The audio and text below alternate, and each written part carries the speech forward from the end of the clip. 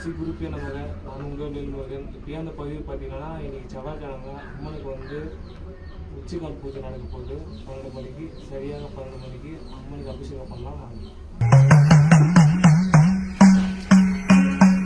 அகிலாண்ட கோடி பிரம்மாண்ட நாயகி பாமரஜன பரிபாலகி அகண்ட கண்டத்வனி அதிகம்பீர சிம்மவாகினி சஹஸ்ர கோடி ரதிமன்மத சௌந்தர்ய ஸ்வரூபிணி பரஹंस யந்திர சந்திர விவேதினி அனலஸ்வரூபிணி சக்ககபால பாதன முருகாதி அத்தை பிரகதேவித நாயகி